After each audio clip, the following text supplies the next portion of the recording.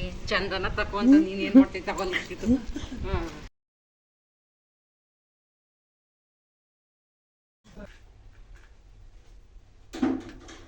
ಓಂ ಭೂರ್ಭುವಸ್ವಃ ತತ್ಸವಿತುರ್ವರೆಣ್ಯಂ ಭರ್ಗೋ ದೇವೋ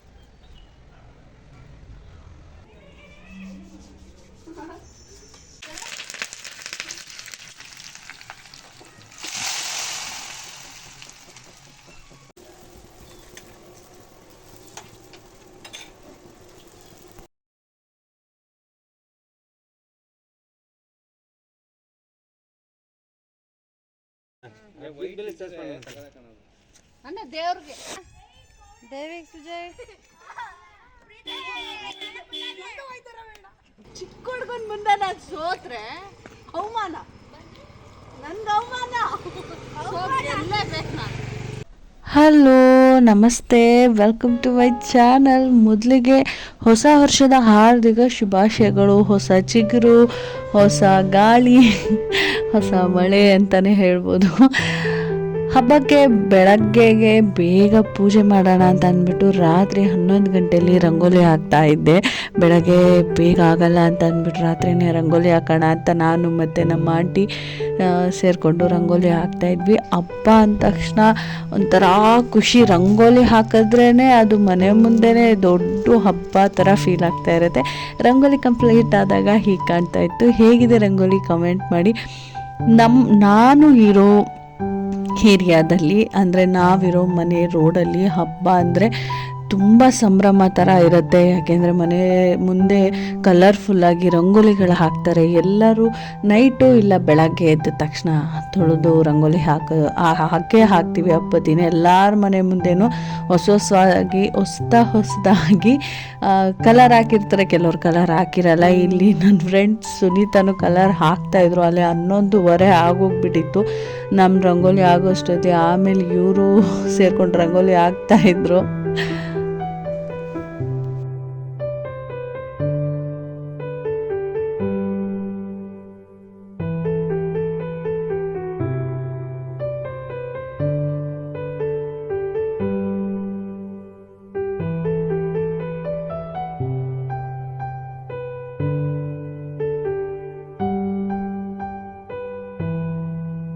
ಹಬ್ಬ ಅಂತ ಮನೆಯಲ್ಲಿ ಜೋರಾಗಿ ಹಬ್ಬ ಮಾಡ್ತಾ ಇದ್ದೀವಿ ಅನ್ನೋದು ಅದು ರಂಗೋಲಿ ನೋಡಿದ್ರೆ ಅನಿಸುತ್ತೆ. ಅದು ನನ್ನ ಅಭಿಪ್ರಾಯ. ನಿಮ್ಮ ಅಭಿಪ್ರಾಯ ಏನನ್ಸುತ್ತೆ ಕಾಮೆಂಟ್ ಮಾಡಿ. ಮನೆ ಮುಂದೆ ಬ್ಯೂಟಿಫುಲ್ಲಾಗಿ ಒಂದು ರಂಗೋಲಿ ದೊಡ್ಡದಾಗಿ ಕಲರ್ಫುಲ್ಲಾಗಿ ರಂಗೋಲಿ ಹಾಕಿದ್ರೆ ಅವತ್ತು ಹಬ್ಬ ಸೂಪರಾಗಿರುತ್ತೆ. ಏನು ಹಬ್ಬ ಜೋರ ಅಂತ ಎಲ್ಲ ಹೇಳ್ತಾ ಇರ್ತಾರೆ. ಬೆಳಗ್ಗೆ ಎದ್ದ ತಕ್ಷಣ ಎಲ್ಲ ಕೆಲಸ ಮುಗಿಸಿ ದೇವ್ರ ಸಾಮಾನೆಲ್ಲ ತೊಳೆದು ಆಮೇಲೆ ನಾನು ವಿಗ್ರಹಗಳಿಗೆ ಹಬ್ಬ ಅಂತ ಅಂದ್ಬಿಟ್ಟು ಪಂಚಾಭಿಷೇಕ ಮಾಡ್ತಾಯಿದ್ದೆ. ನಾನು ಜಾಸ್ತಿ ವಿಗ್ರಹಗಳು ಇಟ್ಕೊಂಡಿಲ್ಲ, 3 ವಿಗ್ರಹ. ಅದಕ್ಕೆ ವರ್ಷಕ್ಕೆ ಒಂದ್ಸಲ ಇಲ್ಲ 2 ವರ್ಷಕ್ಕೆ ಒಂದ್ಸಲಿನಾರ ಅಭಿಷೇಕ ಮಾಡಬೇಕು ಅಂತಾರೆ. ನಾನು ಮಾಡೇ ಇರಲಿಲ್ಲ. ಅದಕ್ಕೆ ಈ ಸಲ ಅಭಿಷೇಕ ಮಾಡೋಣ ಅಂತ ಅಂದ್ಬಿಟ್ಟು ಹಾಲು, ಮೊಸರು, ಜೇನುತುಪ್ಪ, ತುಪ್ಪ ಎಲ್ಲ ತಂದು ಪಂಚಾಭಿಷೇಕ ಮಾಡ್ತಾಯಿದ್ದೆ. ವರ್ಷಕ್ಕೆ 1 ಸಲನಾದರೂ ವಿಗ್ರಹಗಳಿದ್ದರೆ ಅಭಿಷೇಕ ಮಾಡಬೇಕು ಅಂತಾರೆ. ನಾನು ತಂದು 7 ವರ್ಷ ಆಯಿತು. 7 ವರ್ಷದಿಂದ ತಂದು ಸ್ಟಾರ್ಟಿಂಗಲ್ಲಿ ಮಾಡಿದ್ದು. ನಾನು ಸಹ ಇದನ್ನು ಕೆಲವೊಂದು ವಿಡಿಯೋಗಳಲ್ಲಿ ನೋಡಿ ಮಾಡಬೇಕು, ತುಂಬ ಒಳ್ಳೆಯದು ಅಂತ ಅಂದಮೇಲೆ ಸರಿ ಮಾಡೋಣ ಅಂತ ಅಂದ್ಬಿಟ್ಟು ಪಂಚಾಭಿಷೇಕ ಮಾಡಿದೆ.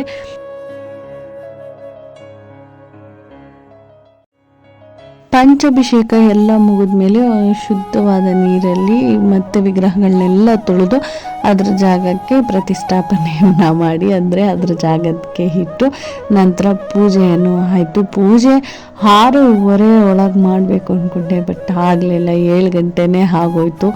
ಪೂಜೆನೂ ಆಯಿತು.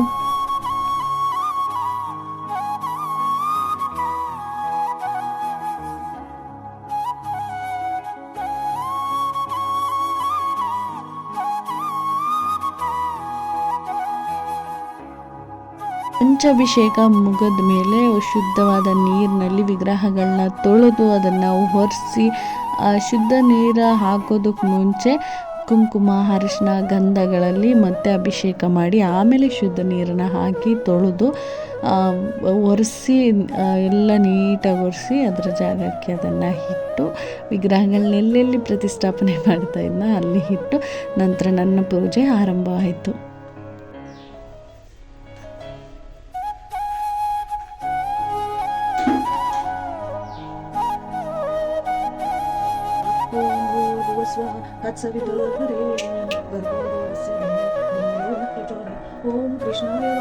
ನನಗೆ ಗೊತ್ತಿರೋ ಕೆಲವೊಂದು ಮಂತ್ರಗಳು, ಗಾಯತ್ರಿ ಮಂತ್ರ, ಆಮೇಲೆ ರಾಘವೇಂದ್ರ ಮಂತ್ರ, ಸಾಯಿನಾಥನ ಮಂತ್ರಗಳನ್ನ ಕೆಲವೊಂದು ಮಂತ್ರಗಳನ್ನ ಹೇಳಿ ಪೂಜೆ ಎಲ್ಲ ಮುಗಿಸ್ದೆ. ತುಪ್ಪದ ದೀಪನೂ ಹಚ್ಚಿದ್ದೆ, ಪೂಜೆ ಆಯಿತು.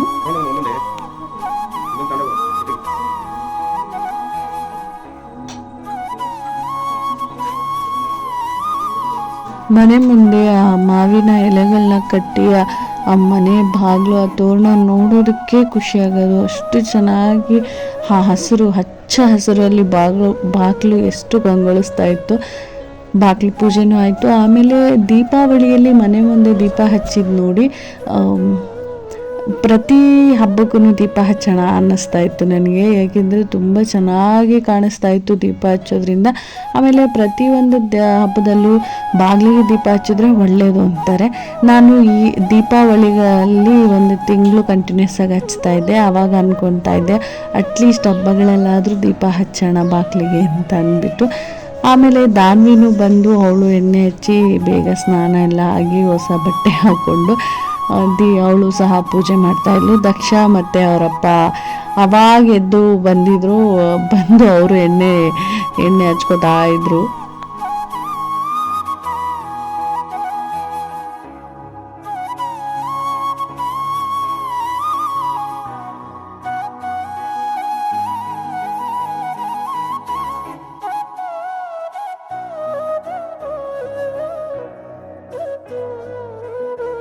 ಹಬ್ಬ ಅಂದರೆ ಖುಷಿಗಿಂತ ಹೊಸ ಬಟ್ಟೆ ಸಿಗುತ್ತೆ ಅನ್ನೋದೇ ಒಂದು ಖುಷಿ ಇರ್ತಿತ್ತು.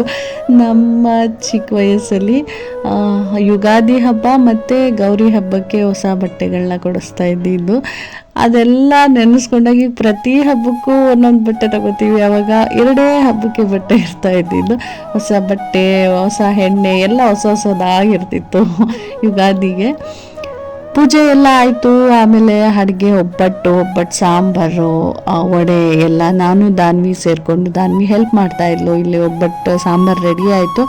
ದಾನ್ವಿ ವಡೆ ಮಾಡ್ತಾಯಿದ್ಲು, ಕಡಲೆಬೇಳೆ ವಡೆಗೆ ಹೆಲ್ಪ್ ಮಾಡ್ತಾಯಿದ್ಲು. ನಾನು ಒಬ್ಬಟ್ಟು ತಟ್ತಾ ಇದ್ದೆ.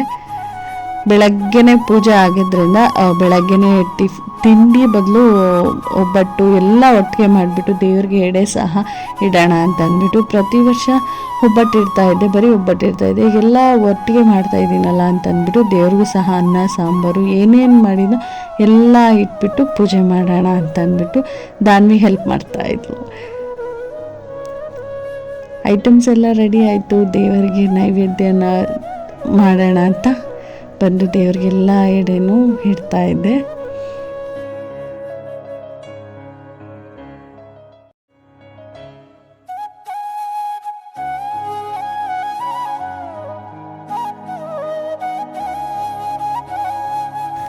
ದೇವರಿಗೆ ಪೂಜೆನೂ ಆಯಿತು. ನಂತರ ಎಲ್ಲರೂ ದಾನ್ವಿ, ದಕ್ಷ, ನನ್ನ ಯಜಮಾನರು ಎಲ್ಲ ಸೇರಿ ಪೂಜೆ ಆದಮೇಲೆ ಎಳ್ಳು ಬೆಲ್ಲ ತಿಂದು ಒಳ್ಳೆ ಮಾತಾಡೋಣ ಅಂತ ಅಂದ್ಬಿಟ್ಟು ಎಳ್ಳು ಬೆಲ್ಲ ಕೊಟ್ಟು ಎಲ್ಲರೂ ಹೇಳ್ತಾ ಇದ್ದಿದ್ದು ಬೆಲ್ಲ ಜಾಸ್ತಿ ಸಿಕ್ಕಿದ್ರೆ ಈ ವರ್ಷ ತುಂಬ ಸಿಹಿಯಾಗಿರುತ್ತೆ, ಕಹಿ ಜಾಸ್ತಿ ಸಿಕ್ಕಿದ್ರೆ ಕಹಿಯಿಂದ ಸಿಹಿ ಆಗತ್ತೆ, ಸ್ವಲ್ಪ ಕಷ್ಟ ನೋಡಿ ಆಮೇಲೆ ಸಂತೋಷ ಖುಷಿ ಎಲ್ಲ ಸಿಗತ್ತೆ ಅಂತ ಅಂತಿದ್ರು. ಪೂಜೆ ಎಲ್ಲ ಆದಮೇಲೆ ಬಾಳೆ ಎಲೆ ಸಹ ತಂದಿದ್ವಿ. ಬಾಳೆ ಎಲೆಯಲ್ಲಿ ಊಟ ಮಾಡೋಣ ಅಂತ ಅಂದ್ಬಿಟ್ಟು ಎಲ್ಲರೂ ಒಟ್ಟಿಗೆ ಕುತ್ಕೊಂಡು ನೆಲದ ಮೇಲೆ ಕುತ್ಕೊಂಡು ಊಟ ಮಾಡೋ ಖುಷಿನೇ ಬೇರೆ. ಒಟ್ಟಿಗೆ ಎಲ್ಲ ಕುತ್ಕೊಂಡು ಊಟ ಮಾಡೋಣ ಅಂತ ಅಂದ್ಬಿಟ್ಟು ಬಾಳೆ ಎಲೆ ಮೇಲೆ ಊಟ ಮಾಡ್ತಾಯಿದ್ವಿ. ನಿಜವಾಗ್ಲೂ ತಟ್ಟೆಗಳಲ್ಲಿ ಊಟ ಮಾಡೋದಕ್ಕಿಂತ ಹಬ್ಬಗಳಲ್ಲಿ ಬಾಳೆ ಎಲೆ ಅಟ್ಲೀಸ್ಟ್ ದಿನ ಊಟ ಮಾಡೋಕ್ಕಾಗಲ್ಲ, ಹಬ್ಬಗಳಲ್ಲಾದರೂ ಊಟ ಮಾಡಿದ್ರೆ ತುಂಬ ಖುಷಿ ಅನಿಸುತ್ತೆ. ಆ ಬಾಳೆ ಎಲೆಯಲ್ಲಿ ಊಟ ಮಾಡೋದು, ತಿಂಡಿ ತಿನ್ನೋದೇ ಒಂಥರ ಖುಷಿಯಾಗುತ್ತೆ ಮನೆಗಳಲ್ಲಿ. ಅದೇ ಒಂದು ಸಂಭ್ರಮ ಥರ ಇರುತ್ತೆ. ಬೆಳಗ್ಗೆ ಪೂಜೆ ಊಟ ಎಲ್ಲ ಆಯಿತು. ಸಂಜೆ ನಾನು ನನ್ನ ಫ್ರೆಂಡ್ಸು ನನ್ನ ಚೋಟ ಫ್ರೆಂಡ್ಸ್ಗಳೆಲ್ಲ ಸೇರಿಕೊಂಡು ದೇವಸ್ಥಾನಕ್ಕೆ ಹೊರಟ್ವಿ. ಹೊಸ ವರ್ಷ ಅಂದಮೇಲೆ ನಮ್ಮ ಬಾಬಾ ಆಶೀರ್ವಾದ ನಮಗೆ ಬೇಕೇ ಬೇಕಲ್ವಾ. ಎಲ್ಲರಿಗೂ ಅವರವ್ರದ್ದೇ ಆದ ಆರಾಧ್ಯ ದೈವಗಳಿರ್ತಾರೆ. ಆ ಹಬ್ಬಗಳಲ್ಲಿ ಮತ್ತು ವಿಶೇಷವಾದ ದಿನಗಳಲ್ಲಿ ಅವರನ್ನು ನೋಡಿ ಆಶೀರ್ವಾದ ಪಡಿಬೇಕು ಅನ್ನೋದು ಎಲ್ಲರ ಬಯಕೆ ಆಗಿರುತ್ತೆ. ಹೊಸ ವರ್ಷ ಆಗಿರೋದ್ರಿಂದ ಅವ್ರ ದರ್ಶನ ಮಾಡೋಣ ಅಂತ ಹೋದ್ವಿ. ಕ್ಲೋಸ್ ಅಂದರೆ ಯಾರೂ ಬಂದಿಲ್ಲ ಅಂತ ಕರ್ಟನ್ ಎಳೆದಿದ್ರು. ಆಮೇಲೆ ನಾವು ಹೋಗ್ತಾ ಇದ್ದಂಗೆ ಪಾಪ ಕರ್ಟನ್ ತೆಗೆದು ಆಮೇಲೆ ಪೂಜೆ ನಮಸ್ಕಾರ ಮಾಡಿ ಒಂದು ಸ್ವಲ್ಪ ಹೊತ್ತು ದೇವಸ್ಥಾನದಲ್ಲಿ ಕೂತಿದ್ದು ಬಂದ್ವಿ.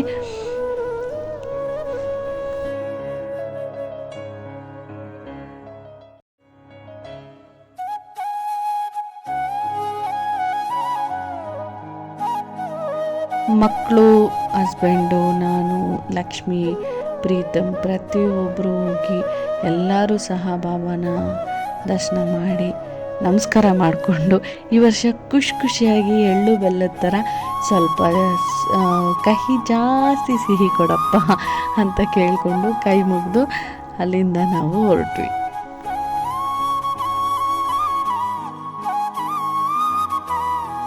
ಯುಗಾದಿ ಹಬ್ಬ ಅಂತಂದರೆ ಬರೀ ಎಣ್ಣೆ ಹಚ್ಕೊಂಡು ಹೊಸ ಬಟ್ಟೆ ಹಾಕೊಂಡು ಒಬ್ಬಟ್ಟು ತಿಂದ ತಕ್ಷಣ ಹಬ್ಬ ಆಗಲ್ಲ ಅಲ್ವಾ.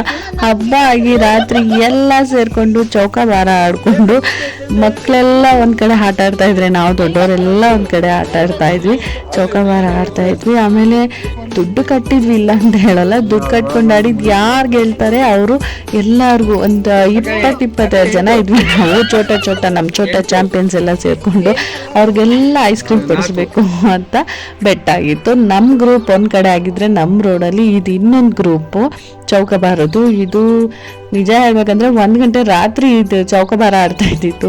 ಇಲ್ಲಿ ಆಂಟಿರ ಮೆಹಂದಿ ಬಿಡಿಸ್ತಾ ಇದ್ರು. ಒಂದು ಕಡೆ ಚೌಕಾಬಾರ ಆಗ್ತಾಯಿತ್ತು, ಒಂದು ಕಡೆ ಮೆಹಂದಿ ಆಗ್ತಾ ಇತ್ತು. ನಾವು ಸಹ ಚೌಕಾಬಾರ ಆಮೇಲೆ ಕಾರ್ಡ್ಸು, ದೊಡ್ಡವರು ಅಂದರೆ ಬೆಟ್ಟಿಂಗ್ ಏನಿಲ್ಲ, ಇದು ಸುಮ್ಮನೆ ಟೈಮ್ ಪಾಸ್ಗೆ ಅಂತ ಆಡಿದ್ದು. ಕಾರ್ಡ್ಸ್ ಆಡಿದ್ವಿ, ಆಮೇಲೆ ಚೌಕಾಬಾರ ಆಡಿದ್ವಿ. ಮಕ್ಕಳಂತೂ ಒಬ್ಬೊಬ್ಬರು ಒಂದೊಂದು ಕಡೆ ಆಟ ಆಡಿಕೊಂಡು ನಮ್ಮ ಯುಗಾದಿ ತುಂಬ ಖುಷಿಯಾಗಿ ಸಂತೋಷವಾಗಿ ಬೇವು ಬೆಲ್ಲದ ಥರ ಸಿಹಿಯಾಗಿ ಹಚ್ಚ ಹಸಿರು ಥರ ಹೊಳಪನ್ನು ಬೀರ್ತಾ ನಮ್ಮ ಹಬ್ಬ ತುಂಬ ಖುಷಿಯಾಗಾಯಿತು. ನಿಮ್ಮ ಹಬ್ಬ ಹೇಗಾಯಿತು? ವಿಡಿಯೋ ಯಾರ್ಯಾರು ನೋಡ್ತಾ ಇದ್ದೀರಿ ದಯವಿಟ್ಟು ಕಮೆಂಟ್ ಮಾಡಿ, ಸಬ್ಸ್ಕ್ರೈಬ್ ಮಾಡೋದನ್ನ ಮರಿಬೇಡಿ. ನಮ್ಮ ಫ್ರೆಂಡ್ಸು ಎಲ್ಲರೂ ಸೇರಿಕೊಂಡು, ನಮ್ಮ ರೋಡಲ್ಲಿರೋ ನಮ್ಮ ಫ್ರೆಂಡ್ಸ್ ಎಲ್ಲ ಸೇರಿಕೊಂಡು ಆಟ ಆಡಿಕೊಂಡು ನಮ್ಮ ಯುಗಾದಿನ ಈಗ ಖುಷಿಯಾಗಿ ಸೆಲೆಬ್ರೇಟ್ ಮಾಡಿದ್ವಿ. ನಿಮ್ಮದು ಹೇಗಾಯಿತು ನನಗೆ ಕಮೆಂಟ್ ಮೂಲಕ ತಿಳಿಸಿ. ಸಿಗ್ತೀನಿ ಮುಂದಿನ ವಿಡಿಯೋದಲ್ಲಿ. ಬಾಯ್. ಕಟ್ಕೊಂಡು ಆಡ್ತಾ ಇದ್ದೀನಿ, ಚಿಕ್ಕ ಹುಡುಗನ ಜೊತೆ ನಾನು ದುಡ್ಡು ಕಟ್ಕೊಂಡು ಆಡ್ತಾ ಇದ್ದೀನಿ. ನಾನು ಸುರಿತಾ ಆಡಿ ಎಷ್ಟು 200 ರೂಪಾಯಿ ಹೋಗಿ ಇನ್ನು ನಂದು 50 ರೂಪಾಯಿ ಎಷ್ಟು ಹೊಗೆ ಹಾಕ್ತಾರೋ ಗೊತ್ತಿಲ್ಲ. ಹೊಗೆ ಹಾಕ್ಬಿಟ್ಟು ಹೊಟ್ಟೆ ಉರಿಸ್ತಾರೆ. ಚಿಕ್ಕ ಹುಡುಗನ ಮುಂದೆ ನಾನು ಸೋತ್ರೆ ಅವಮಾನ, ನಂದು ಅವಮಾನ. ಗೆಲ್ಲೇಬೇಕು ನಾನು, ಗೆಲ್ಬೇಕು. ಅಲ್ಲಿ ದೊಡ್ಡವ್ರದ್ದು ಅಲ್ಲೊಂದು ಗ್ರೂಪ್ ಇದೆ, ಅಲ್ಲಿ ಕಾರ್ಡ್ಸ್ ಆಡ್ತಾ ಇದ್ದಾರೆ.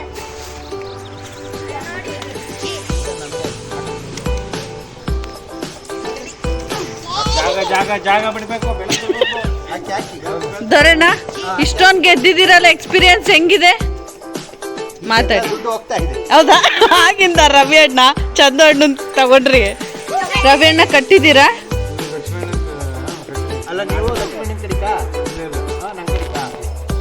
ಇದು ಯಾವುದೇ ತರ ಬೆಟ್ಟಿಂಗ್ ಆಟ ಅಲ್ಲ, ನಮ್ಮ ಖುಷಿಗೋಸ್ಕರ ಟೈಮ್ ಪಾಸ್ಗೆ ಆಡ್ತಾ ಇದ್ದಿದ್ದು ಆಟ ಅಷ್ಟೇ. ಪ್ರೇಕ್ಷಕರು ಎಷ್ಟು ಜನ ಇದ್ದಾರೆ? ಪ್ರೇಕ್ಷಕರು